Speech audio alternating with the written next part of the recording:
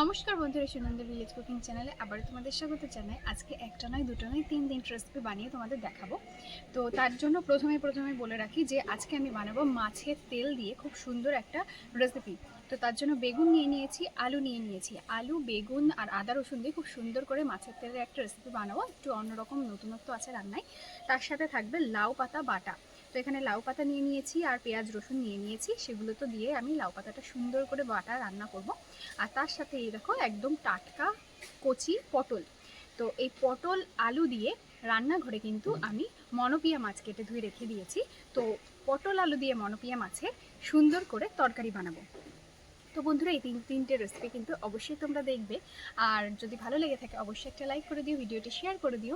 যারা ফেসবুক থেকে দেখছো অবশ্যই ফলো করে নিও, যারা ইউটিউব থেকে দেখছো, যারা এখনও সাবস্ক্রাইব করোনি সাবস্ক্রাইব করে নিও, এরকম আরও নিত্য নতুন ভিডিও প্রতিদিন পাওয়ার জন্য। তো তোমরা তো অবশ্যই পুরো ভিডিওটা দেখবে, দেখার পর সুন্দর একটা কমেন্ট করে দিও। তো বন্ধুরা, বেশি দেরি না করে রান্নাঘরে যাওয়া যাক। তো কড়াইতে প্রথমে খুব সুন্দর করে তেল গরম হতে বসিয়ে দিয়েছি, আর মাছে কিন্তু খুব সুন্দর করে লবণ হলুদ মাখিয়ে রেখে দিয়েছি। এখন তেল গরম হয়ে গেছে, মাছগুলো খুব সুন্দর করে ভেজে নেব।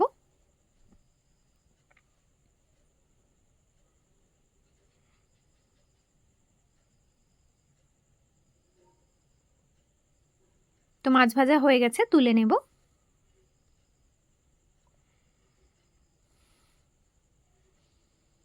আবারও দিয়ে দেব মাছ।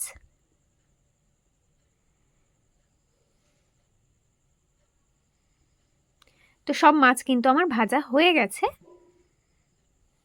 এখন আমি লবণ হলুদ মাখিয়ে রাখা পটল আলুগুলো সুন্দর করে ভেজে নেব।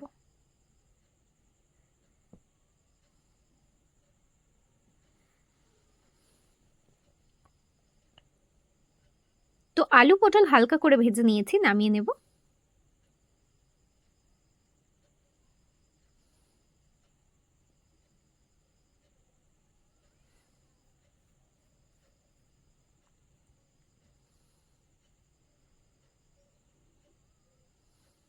দিয়ে দেবো আরো সামান্য তেল।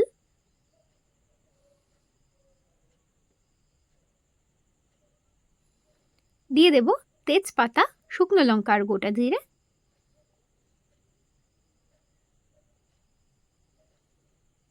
টমেটো কুচি,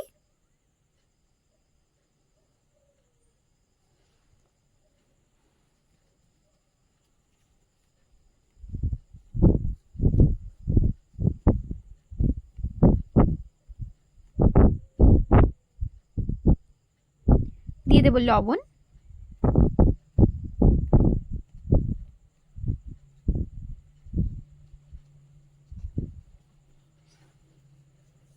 দেব হলুদ গুঁড়ো,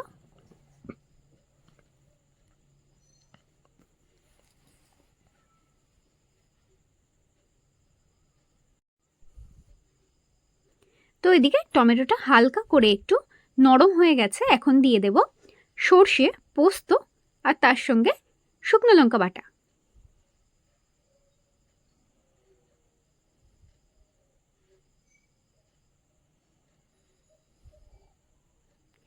তো মশলা কষানো হয়ে গেছে, দিয়ে দেব ভেজে রাখা আলু পটল। দিয়ে দেব পরিমাণ মতো জল।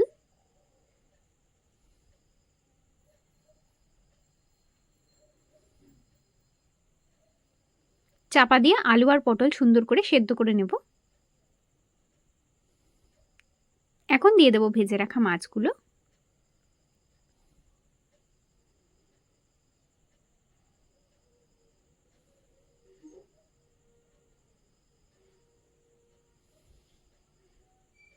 এদিকে আলু পটল খুব ভালো করে সেদ্ধ হয়ে গেছে।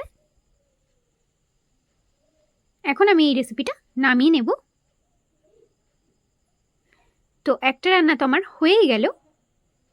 এবার কড়াইতে আবারও তেল গরম হতে বসিয়ে দিয়েছি। দিয়ে দেব শুকনো লঙ্কা আর গোটা গরম মশলা।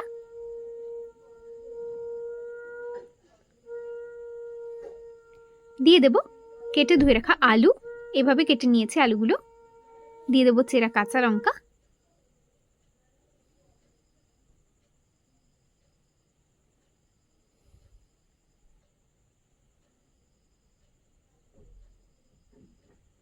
দিয়ে দিচ্ছি হলুদ গুঁড়ো,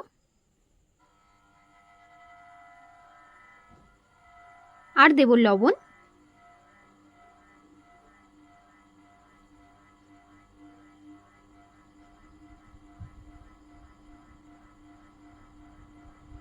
এখন দিয়ে দেব মাছের তেলটা।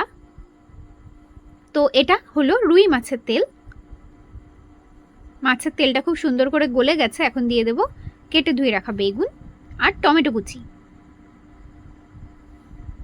দিয়ে দেব আদা রসুন বাটা,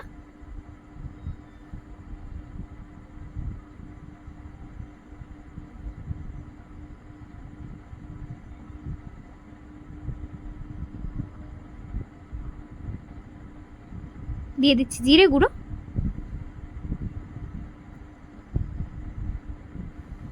তো এদিকে দেখতে পাচ্ছ আমার এই রেসিপিটাও হয়ে গেছে। নামিয়ে নেব। আর কড়াইতে আবারও তেল গরম হতে বসিয়ে দিয়েছি। দিয়ে দেব গোটা গোলমরিচ, দিয়ে দেব শুকনো লঙ্কা,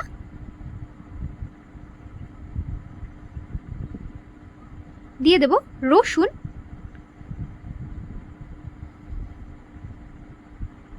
আর দিয়ে দেব কেটে ধুয়ে রাখা লাউ পাতা।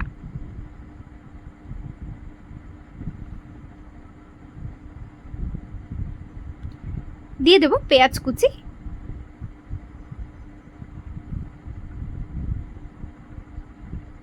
দিয়ে দেব হলুদ গুঁড়ো আর লবণ।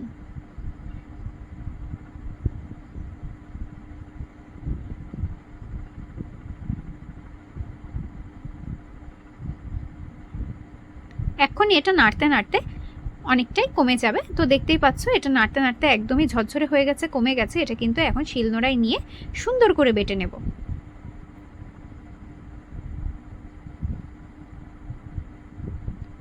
তো এই দেখতে পাচ্ছ আমি বেটে নিয়েছি খুব সুন্দর করে। আমার রান্না শেষ, টাটা।